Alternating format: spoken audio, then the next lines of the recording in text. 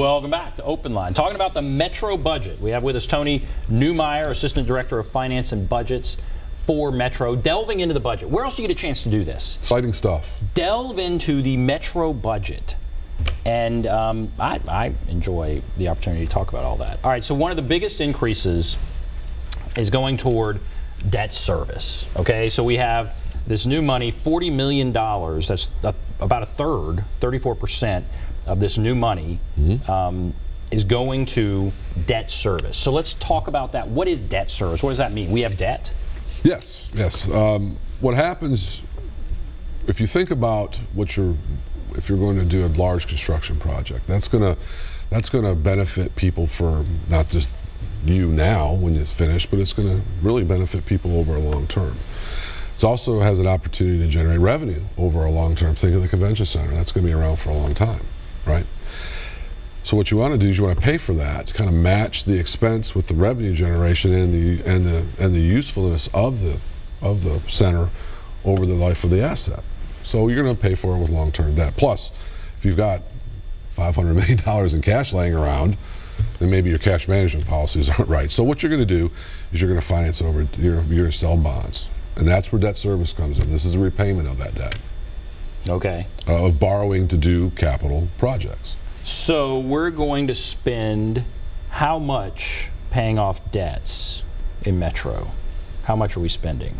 Well, how much are we in debt? What does that mean? So that means we're in debt for big projects, right? That's what that means. We're talking about the convention center, other things. It's like $278 million. Is how much we're going to spend? That's the debt. That's the debt. Yeah. So if we could come up with $278 million, we could wipe out our debt. Yeah. Is that right? Yeah. And what we've decided to do this year is increase what we're paying off by $40 million. So why do that? Well, part of it too is how you structure your debt, is your repayment schedule. Okay, so that's the first part of it. So, and there's also timing of when debt is actually issued. So you can do a bond issue in 1 year, 3 years later you do a bond issue. So now you've got overlapping debt schedules. Okay, so you're going to have different repayment periods. So what we've done this year is the debt schedule actually went up $29 million over last year. And what we've also done. So we were forced by the banks to pay more than. No, not forced by the banks. Not forced by the banks. This is something that we scheduled. It was well, okay. It was scheduled. It's part of our schedule. If we took out a loan on our house that had one of those ARM loans where we pay 5% 1 year and then maybe it jumps up 7% the next year, we have to pay more money. Right. So when we took out some of these loans, that's what we did. No, it could be flat. It might not be adjustable. It could be a flat interest rate. Okay. Yeah.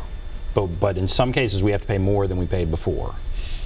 It's more of a timing issue, a lot of times. Now there are some bonds that we've done. I think back in 2012 we did a little bit of a bond issue that had some variability in the interest rate through a rebate when it was a Build America bonds. That would be in that situation. But generally speaking, I mean, you could do interest only for a certain period of time, but generally speaking, it's going to be a flat rate. And you want to take advantage, especially when the interest rates are 3%, 3 to 5%. You want to take advantage of that. And so the reason I could make in my house a decision, okay, I'm going to pay more of the mortgage on my home just because I maybe have a little extra money and I want to pay that down. Or I could make a decision, I have to because the bank is, telling me I have to. It's in the schedule, so I've got to come up with the money. What are we doing here? Was it scheduled that way and we have to come up with the money? Yes. And we also set back because it's going to go up again next year. We pull back another $11 million from this year's budget to reserve it for next year's payment.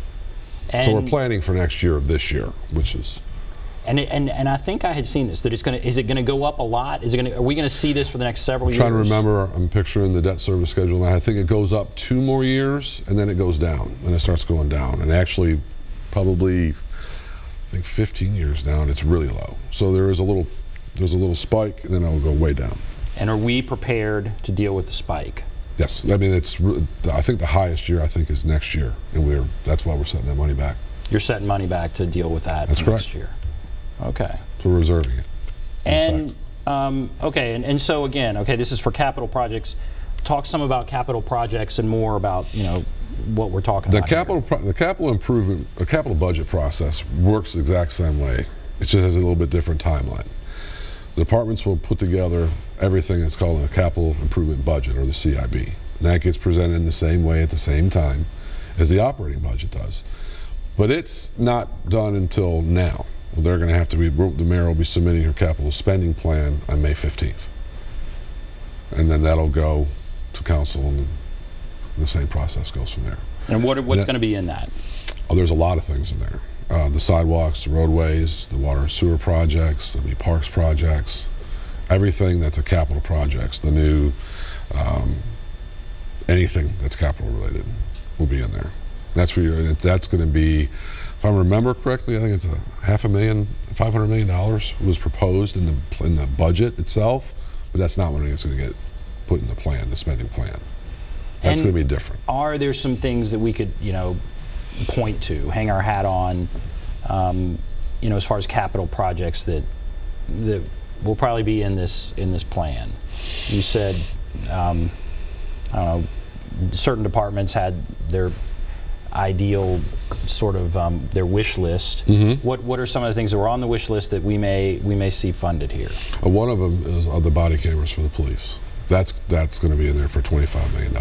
So that's one of the big items that's going to be there. The sidewalks, anything Public Works really does that's infrastructure related is going to be in there. So that would be a roadway, a paving project. Parks, I think, is going to do 2 new centers at Smith Springs, I think. And where's the other one? Yeah, in Madison, they're going to open up 2 community centers there. That's going to be capital related. So those are some of the things. When you talk about body cameras, we did a whole show on that. Yes. $15 million. Is that right? Oh, it's $25 million, if I'm not mistaken. $25 million. Yeah. Okay. And kind of walk us through that. Walk us through the time frame for that. What are we talking about there? So to purchase the body cameras, right? That's going to be, I would assume that's going to be a procurement process that's going to probably take some time. So they're going to probably have to put together some kind of scope of work through the procurement office to bid that out. They'll have to get the offers back, sign a contract. I mean, that could take, because it seems like this might be, there's more to this from an IT side. This might be more complicated than just buying cameras. You have to training, implementation, and things like that of the new equipment. So this could take some time. And okay, so body cameras are one thing. Yeah. The fire department was talking about at one point a need for new fire trucks. That's part of the fleet request, which is also part of the capital. So what's being done there? I think those are on the list for to be purchased, but those have a lead time. And so what does that mean? They have a lead time. So if they put through all vehicles have a lead time, basically. Some are shorter than others. So if someone puts in a request at July 1, because that's when they're authorized to spend the money. Some vehicles have a 6-month lead time. They get it in 6 months. When I worked at the water department, some of the equipment we used out in the field had a 1.5 year lead time. So you have to wait a 1.5 years. So you're requesting a budget a 1.5 years before you can actually receive it. So it just depends on the type of equipment that you're buying. So when we're talking about fire trucks, do we know, all right, they're going to get X number of fire trucks? Or do we know what they asked for and what they're getting? So what did they ask for and what might they be getting? Do you know? I don't think that decision's been made yet. I think they're still looking at it. But I think whenever you look at those type of decisions, you're going to have to look at it. If they're opening new stations or things like that, then they'll buy more. If they're going to expand, they'll buy more to match that. So, but I think there are a few in there. I'm not 100% sure. Okay. And I don't want to say that it is if it's not. Obviously, for police department, big thing's going to be body cameras. But what else? Are we hiring more police? What are we doing there? Yes, they're hiring 70 new officers. 70 new officers? 70 new officers. There's going to be 22 that will do like a foot patrol. There's going to be other ones that will be spread amongst the different precincts. The remainder will be spread against the precincts. So they're going to, I think they're going to go into the high traffic areas and the places that they really need more of a one-on-one type attention, interacting with residents and things like that.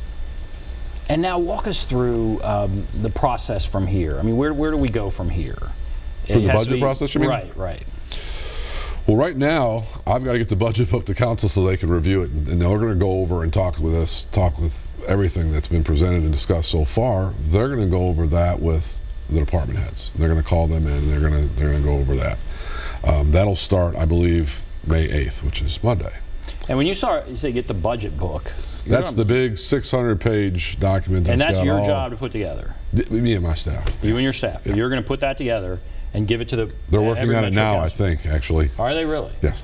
And that's a huge book. Huge. That has everything we're spending. Everything. It's on our website, and from previous years, it's got all the information out there. Nashville.gov. Go to the finance department. Go to OMB. You can see previous budget reports. We actually updated the site and put a lot of new things out there, expanding kind of the information. All right. So you're working to put that together now. Then yes. Then walk us through again what happens. After that, the council will meet with all the departments. Now, from a department side, I just remember that it went well and good job, and you're going to get your, you don't have to worry about anything. I don't really remember recently. I think things have been maybe tinkered back and forth, like maybe smaller things have been moved. But overall, they can't increase the budget. They can only move within the budget. So if they're going to add something to another department, they have to take it away from another department, or vice versa.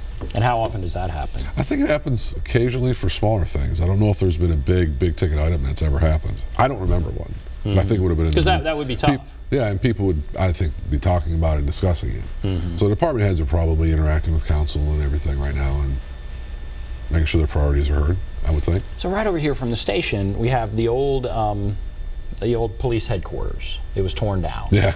Now they're building a new one, right? Yes. So is that in here? Is that in the budget? I think that was in there last year. Okay. So that was in the capital budget last year. Some of the move will be in this year's budget, some of the IT stuff. And to finish it up, I think, is in there. I think. Well, the capital budget is huge, and it's a lot of, it's a lot of stuff. Right, right. It's really hard to kind of memorize every. Oh, I'm sure. Yeah, it's tough. Yeah. But I know it was in there last year because I think they're supposed to move in there shortly or soon. So. Mm-hmm. Well, it's all right. It's very interesting. Okay, we're going to take a break and come back and continue this discussion. If you want to call in, there is the number 615-737+, 615-737-7587. Take a break. Be back right after this.